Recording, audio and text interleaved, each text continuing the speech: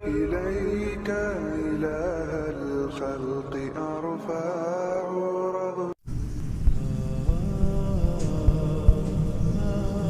اعوذ باللہ من الشیطان الرجیم بسم اللہ الرحمن الرحیم۔ قسم ہے زمانے کی انسان خسارے میں ہے سوائے ان لوگوں کے جو ایمان لائے اور جنہوں نے نیک اعمال کیے اور جنہوں نے ایک دوسرے کو حق اور صبر کی تلقین کی۔ یہاں اللہ سبحانہ و تعالیٰ نے جس زمانے کی قسم کھائی ہے وہ گزرا ہوا زمانہ بھی ہے، گزرتا ہوا زمانہ بھی ہے اور آنے والا زمانہ بھی۔ زمانے کی قسم کھانے کا مقصد یہاں ہرگز یہ نہیں کہ زمانہ بہت ہی باکمال ہے، بلکہ یہاں جس بنا پر اللہ یہ قسم کھاتا ہے وہ یہ ہے کہ زمانہ گواہ رہا ہے ان گزرے ہوئے ایام کی، جب انسان نے خود کو خسارے میں ڈالے رکھا اور کس طرح سے انسان خود کو خسارے میں ڈال رہا ہے اور کس طرح سے آنے والے وقتوں میں ڈالے گا۔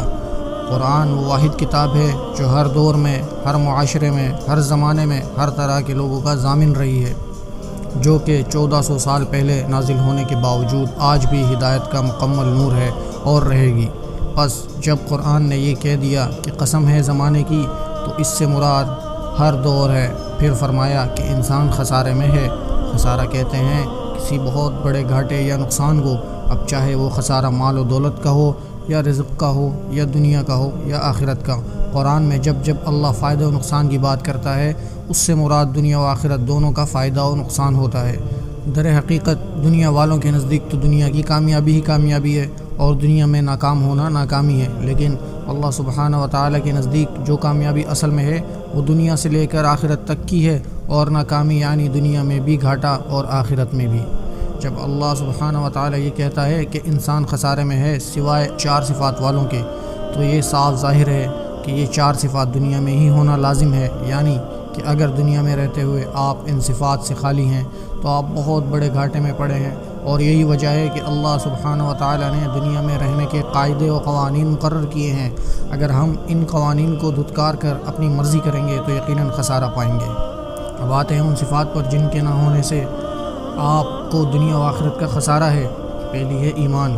ایمان کسے کہتے ہیں؟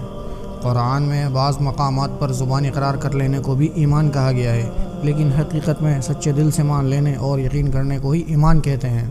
اللہ سبحانہ و تعالیٰ فرماتا ہے مومن تو وہ ہے جو اللہ اور اس کے رسول پر ایمان لائے اور پھر شک میں نہ پڑے، یعنی ایمان صرف زبان سے اقرار کر لینا نہیں ہے، بلکہ اس کو مان لینے کے بعد اس بات کا بھی یقین رکھنا کہ جو کچھ بھی ہے فقط اسی کے دم سے ہے، وہی زندگی اور موت کا مالک ہے، وہی ہے جس نے زمین و آسمان کو پیدا کیا، وہی ہے جو عبادت کے لائق ہے، سوائے اس کے بادشاہ کوئی نہیں، وہی قسمتوں کو بنانے اور بگاڑنے والا ہے، کوئی نہیں جو اس کی برابری کر سکے، اس کے اختیار میں سبھی کچھ ہے، وہ جو چاہے کر سکتا ہے۔ اکثر لوگ اللہ کو مان تو لیتے ہیں کہ ہاں اللہ ہے، لیکن حقیقی ایمان سے خالی ہوتے ہیں۔ وہ اللہ سے مانگنے کے بجائے دنیا والوں کے آگے ہاتھ پھیلاتے ہیں، دنیا والوں کے سامنے روتے ہیں اور ان کی خوشامدیں کرتے ہیں۔ دعا اللہ سے بے شک مانگ تو لیں، لیکن یقین کی طاقت سے نہ آشنا ہوتے ہیں، انہیں یقین ہی نہیں ہوتا کہ ان کی دعا قبول ہوگی بھی، یا وہ جیسا چاہتے ہیں ویسا ہو بھی سکتا ہے یا نہیں۔ اسے ہی کہتے ہیں شک میں پڑ جانا۔ ایسے لوگ ایمان کے کچے ہوتے ہیں، کیونکہ یہ شرک کرنے سے بھی باز نہیں رہتے۔ اللہ کو ماننے کے ساتھ اس کی طاقتوں پر بھی یقین رکھنا بے حد ضروری ہے۔ ناممکن ہم انسانوں کے لیے تو کچھ ہو سکتا ہے، لیکن یہ جان رکھو کہ اللہ کے لیے کچھ بھی ناممکن نہیں۔ اللہ خود کہتا ہے کہ مجھ سے مانگو گڑ گڑا کر عاجزی سے، میں تمہیں دوں گا، تو یقیناً وہ دے گا، لیکن یقین کا ہونا مقصود ہے۔ جیسا کہ اللہ فرماتا ہے تم مجھ سے جیسا گمان کرو گے میں تمہیں ویسا ہی ملوں گا۔ اگر شک میں پڑ گئے تو اللہ تمہیں شک میں ہی ڈالے رکھے گا، اور پھر یہی لوگ روتے پھرتے ہیں کہ ہمارا کوئی کام نہیں ہوتا اور مایوسی کا اظہار کرتے ہیں، یا اگر ان کے کام ہو بھی جائیں تو بھی یہ ناشکرے ہی رہتے ہیں اور اپنی کامیابی کا کریڈٹ اپنے آپ کو دیتے ہیں، اور جہاں ملے ناکامی وہاں اللہ کو کوسنے لگ جاتے ہیں۔ یہ وہی لوگ ہیں جنہیں زندگی میں کبھی سکون نہیں مل پاتا، کیونکہ یہ لوگ اپنی امیدوں کا مرکز دنیا کو اور لوگوں کو بناتے ہیں، اللہ پر ان کا ایمان نہیں ہوتا۔ اور جو لوگ ایمان لائے وہ سب سے بڑھ کر اللہ سے محبت رکھتے ہیں، یعنی اگر اللہ پر ایمان ہے تو اس سے محبت ہونا لازم ہے، اور محبت کا تقاضا ہے کہ آپ محبوب کے تابع دار ہوں، اس کی ہر بات مانیں، اس کا ہر حکم بجا لائیں۔ مگر کیا ہم اللہ سے محبت رکھتے ہیں؟ کیا ہم اس کے ہر حکم کو مانتے ہیں؟ کیا ہم اس کے تمام احکامات پر سر تسلیم خم کرتے ہیں؟ نہیں، بلکہ ہم تو سب کچھ ہی اس کے احکامات کے برعکس کرتے ہیں، چاہے زندگی کا کوئی بھی مرحلہ ہو، کوئی بھی قدم ہو۔ کیا اس کے بتائے ہوئے طریقوں کے مطابق عمل کرتے ہیں؟ اللہ قرآن میں فرماتا ہے کہ جس نے سود لیا اس نے اللہ کے خلاف اعلان جنگ کر دیا، اور یہ کہ اس کی کوئی عبادت بھی قبول نہیں ہوگی۔ مگر یہ دیکھنے میں آتا ہے کہ یہاں جتنے بھی لوگ بزنس کرتے ہیں تقریباً سب ہی سود پر کام کرتے ہیں، اور زیادہ منافع کے لیے جھوٹ بولنے سے بھی گریز نہیں کرتے۔ دنیا والوں کو دھوکے میں رکھتے ہیں تاکہ زیادہ مال کما سکیں۔ بظاہر تو انہیں اپنا فائدہ نظر آ رہا ہوتا ہے، لیکن در حقیقت وہ گھاٹے میں رہیں۔ کیوں؟ کہ ایسے لوگوں کی کمائی ہی حرام ہو گئی، اور جس کی کمائی حرام اس کی کوئی عبادت قبول نہیں۔ حرام کما کر صدقہ و خیرات کر دینے سے وہ مال ہرگز پاک نہیں ہو سکتا، کیونکہ وہ آپ نے حاصل کیا ہے اللہ کے خلاف جا کر، اور ایسے مال میں نہ تو کبھی برکت ہوگی، اور نہ ہی کبھی آپ کے دل کو سکون آئے گا، نہ ہی آپ کی نیت بھرے گی، اور نہ ہی کبھی آپ شکر کرو گے۔ تو کیا یہ سراسر گھاٹا نہیں، دنیا کا بھی اور آخرت کا بھی؟ اور تو اور اللہ قرآن میں کہتا ہے کہ جب اذان کی آواز آ جائے تو اپنے اپنے کاروبار بند کر کے مسجدوں کی طرف دوڑو۔ لیکن یہاں تو معاملہ الٹ ہی ہے، اکثر لوگ اذان کی آواز آنے پر اپنا کاروبار بند نہیں کرتے، گویا انہیں نماز سے زیادہ اپنا کاروبار عزیز ہو۔ شاید وہ بھول جاتے ہیں کہ رزق دینے والا صرف اللہ ہے۔ تو کیا ایسے مال میں اللہ برکت ڈالے گا؟ کیا ہم نہیں جانتے کہ اللہ جب کچھ دے سکتا ہے تو لے بھی سکتا ہے؟ جب آپ اس کے احکامات کی خلاف ورزی کریں گے تو کیا وہ آپ کو نوازے گا؟ کیا یہ خسارہ نہیں، دنیا کا بھی آخرت کا بھی؟ دوسری طرف آخرت پر ایمان ہونا بے حد ضروری ہے۔ جب انسان کو آخرت پر یقین ہوتا ہے تو وہ اپنی زندگی کو اللہ اور اس کے رسول کے بتائے ہوئے طریقوں کے مطابق بسر کرتا ہے، اور ہر ممکن کوشش کرتا ہے کہ غلط کاموں سے بچا رہے۔ وہ اپنی دنیا کو بہتر بناتا ہے کیونکہ اسے آخرت پر یقین ہوتا ہے۔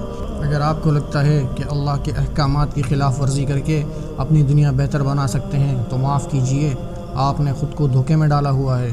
جو انسان بھی آخرت کو بھلا دے اس کا ایمان قابل قبول نہیں، کیونکہ ایسا کرنے کی صورت میں وہ اس دنیا کو آخر سمجھ لے گا، اور آخر سمجھنے کا مطلب کہ وہ اپنی زندگی کو ایسے گزارے گا جسے اس کے بعد کوئی زندگی نہیں۔ چنانچہ وہ ہر قسم کے گناہوں میں مبتلا ہوگا، اور مرنے کے بعد اسے اس کی اس سوچ کے مطابق سزا ملے گی کہ دنیا کی زندگی ہی سب کچھ تھی، تو اب آخرت میں اس کے لیے کچھ نہیں ہوگا، اور اس سے بڑا خسارہ کچھ نہیں۔ دوسری صفت جو انسانوں کو خسارے سے بچانے کے لیے ضروری ہے وہ ہے عمل صالح، یعنی نیک کاموں میں اپنی زندگی بسر کرنا۔ اگر انسان کے پاس ایمان ہوگا تو وہ اللہ کے بتائے طریقوں پر عمل کرے گا، وگرنہ شیطان کا پیروکار ہوگا۔ دوسری صفت بھی یہی بیان کر رہی ہے، کیونکہ ایمان کے بغیر عمل صالح ہونا ممکن نہیں۔ یہی وجہ ہے کہ قرآن میں جب جب اللہ سبحانہ و تعالیٰ نے نیک اعمال کرنے کا ذکر کیا ہے اس سے پہلے ایمان کا ذکر آیا ہے۔ ایمان اور عمل صالح کا رشتہ درخت اور بیج کا سا ہے۔ جب تک بیج زمین میں نہ ہو کوئی درخت پیدا نہیں ہو سکتا، لیکن اگر بیج زمین میں ہو اور کوئی درخت پیدا نہ ہو رہا ہو تو اس کا مطلب ہے کہ بیج زمین میں دفن ہو کر رہ گیا۔ لہذا قرآن میں جتنی بشارتیں بھی دی گئی ہیں وہ انہی لوگوں کو دی گئی ہیں جو ایمان لا کر عمل صالح کریں۔ اس صورت میں بھی اللہ یہی فرما رہا ہے کہ ایمان کے بعد انسان کے خسارے سے بچنے کے لیے جس صفت کا ہونا لازمی ہے وہ ہے اعمال صالحات۔ کیوں کہ ایسا نہ ہونے کی صورت میں صرف دعویٰ رہ جاتا ہے، اور دعویٰ کرنے والا انسان اپنے اس دعوے کی خود ہی تردید کر دے گا جب اس کے اعمال سے اس کے ایمان کا مظاہرہ نہیں ہو رہا ہوگا۔ گویا اس کے اعمال ہی اللہ کے دین کے خلاف ہوں گے تو کیسا ایمان؟ اللہ نے کہا ہے نماز پڑھو، زکوٰۃ دو، حج کرو، روزے رکھو، صدقہ و خیرات کرو، سوالی کو خالی ہاتھ نہ بھیجو، اپنے سے کمتر لوگوں کا خیال رکھو، ناچ گانے نہ کرو، شیطانی محفلوں سے پرہیز کرو، اور اپنے ماں باپ کے آگے اف تک نہ کہو۔ لیکن آپ نماز نہیں پڑھ رہے، زکوٰۃ نہیں دے رہے، شیطانی محفلوں میں بھی جا رہے ہیں، ماں باپ کی نافرمانی بھی کر رہے ہیں، جھوٹ بھی بول رہے ہیں، غرض وہ سب کام کر رہے ہیں جو اللہ نے منع کیے، تو آپ کیسے یہ دعویٰ کر سکتے ہیں کہ ایمان والے ہیں؟ بے شک آپ نے زبان سے یہ اقرار کیوں نہ کیا ہو کہ اللہ ایک ہے اور قرآن سچا ہے اور محمد صلی اللہ علیہ وسلم اس کے آخری رسول ہیں۔ ان دو صفات کے بعد مزید دو صفات ہیں جو انسان کو خسارے سے بچانے کے لیے انتہائی ضروری ہیں، وہ ہیں ایک دوسرے کو صبر و حق کی تلقین کرتے رہنا۔ ربنا ظلمنا انفسنا وان لم تغفر لنا وترحمنا لنكونن من الخاسرين۔